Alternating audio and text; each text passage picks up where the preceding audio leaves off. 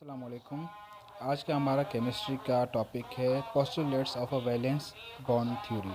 अब जो इसके जो खास पॉइंट्स हैं, जो पोस्टुलेट्स हैं वैलेंस बॉन्ड थ्योरी के, हम अब पढ़ेंगे।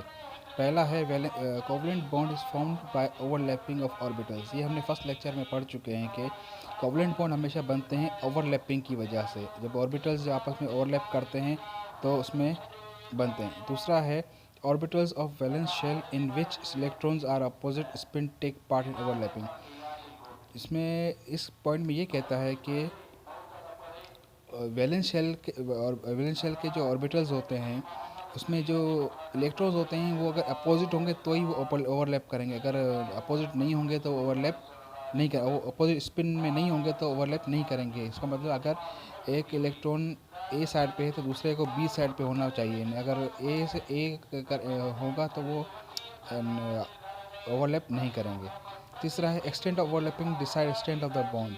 इसमें कहता है कि जो ओवरलैपिंग की जो स्ट्रेंथ है वो बॉन्ड पे डिपेंड करती है कि जो कौन से किस्म का बॉन्ड है, वो सिग्मा बॉन्ड है या पाई बॉन्ड है, इस पर इसकी वो स्ट्रेंथ पे डिपेंड करता है।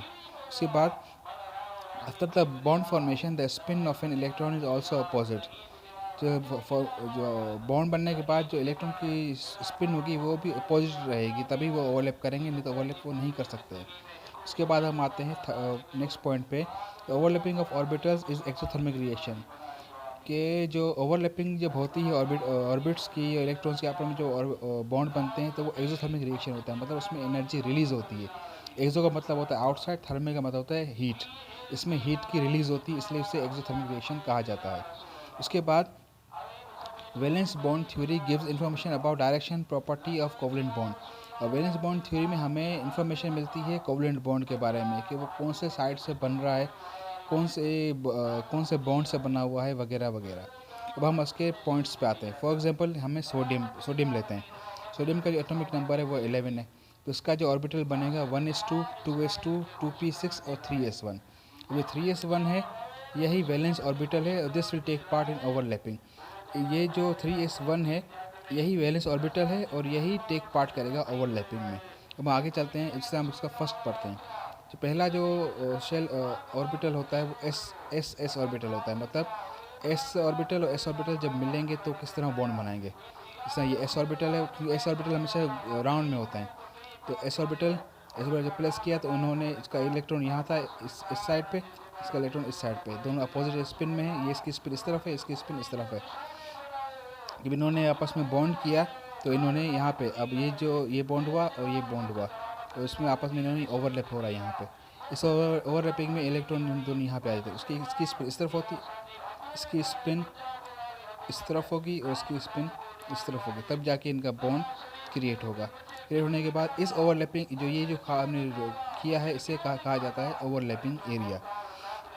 ये जो बॉन्डिंग हुई है इसे हेड ऑन हेड ओवरलैपिंग कहा जाता है या एंड ऑन एंड ओवरलैपिंग कहा जाता है।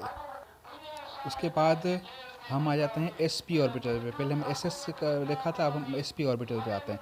एस पी में एस क्योंकि गोल होता है और जो पी ऑर्बिटल होता है वो डंबल शेप में होते हैं या 8 की शेप में होते हैं। वो 3 होते हैं, एक सीधा, एक टेढ़ा, एक स्ट्रेट। तो हमने यहाँ पे लिया है। अब इसको जब हमने ओवरलैपिंग कराई तो ये एस और ये पी दोनों यहाँ पे ओवरलैपिंग हुई और बॉन्ड बन गया। दिस इज़ ऑल्सो, और ये भी बॉन्डिंग हेड ऑन हेड या एंड ऑन एंड ओवरलैपिंग कहलाएगी। इसके बाद हम आते हैं third P and P orbital पे। ये जब दोनों पी हों तो किस तरह जुड़ेंगे। अब तुम सर ये हमने इसका और इसका हमने ये पी ऑर्बिटल को जब हमने प्लस ज्वाइन किया तो ये इस तरह होते हैं, तो उनकी बॉन्डिंग यहाँ पे इस तरह बन रही है। उनका जो ओवरलैपिंग एरिया है वो ये रहा। अब हम सवाल ये पैदा होता है कि जब ये इस तरह होते हैं तो हम आपस में जिस तरह हम हाथ मिला सकते हैं तो हम गले मिलने की तरह भी ओवरलैपिंग हो सकती है, तो बिल्कुल हो सकती है। वो इसका ऑप्शन ये रहा, ये पी ऑर्बिटल, ये पी ऑर्बिटल। जब इनमें बॉन्डिंग हुई तो यहाँ देखिए इसकी यहाँ पे एक हो रही है और इसकी यहाँ पे हो रही है। यहाँ पे एक बॉन्ड क्रिएट हो रहा है और यहाँ पे सेकंड बॉन्ड क्रिएट हो रहा है। इससे ओवरलैपिंग को कहा जाता है साइड ऑन साइड ओवरलैपिंग। ठीक है, क्योंकि ये साइड में आपस में गले मिलने की तरह बॉन्ड बना रहे हैं। ये आपस में हाथ मिलाने की तरह बॉन्ड बना रहे हैं, लेकिन ये गले मिलने की तरह बॉन्ड बना रहे हैं। उसके बाद यहाँ पे हम कुछ थ्योरी पढ़ते हैं कि head on head overlapping is more stronger than side on side overlapping due to the more surface area in head on head overlapping. कि ये कहता है कि हेड ऑन हेड ओवरलैपिंग जो होती है वो ज़्यादा स्ट्रॉन्ग होती है बनिस्बत साइड ऑन साइड ओवरलैपिंग है, क्योंकि हेड ऑन हेड में ज़्यादा सरफेस एरिया कवर किया होता है, साइड ऑन साइड में सरफेस एरिया ज़्यादा कवर नहीं होता, इसलिए उसमें वो स्ट्रेंथ नहीं होती। Head on head overlapping creates single bond is also called sigma bond. Head on head overlapping जो होती है वो सिंगल बॉन्ड में होती है हमेशा। जो भी हम एलिमेंट्स देखते हैं वो सिंगल बॉन्ड में बने हुए होंगे, उसमें हमेशा हेड ऑन हेड ओवरलैपिंग होगी। उनको सिग्मा बॉन्ड कहा जाता है, सिग्मा की सिंबल ये है, सिग्मा बॉन्ड कहा जाता है। और side on side overlapping creates double bond और triple bond. Side on side से डबल बॉन्ड या ट्रिपल बॉन्ड क्रिएट होते हैं, जिस तरह हम देखते हैं दूसरे उसको केमिकल रिएक्शंस में कि कहीं पे डबल बॉन्ड आ रहा है। जैसे सैचुरेटेड अनसैचुरेटेड फैट्स में फ़र्क होता है कि अनसैचुरेटेड में डबल बॉन्ड ऑफ कार्बन होते हैं, और सैचुरेटेड में सिंगल होते हैं, अनसैचुरेटेड में डबल होते हैं। तो डबल बॉन्ड इस साइड ऑन साइड की वजह से होते हैं। और इस बॉन्ड को पाई बॉन्ड कहा जाता है, पाई की सिंबल पाई बॉन्ड कहा जाता है।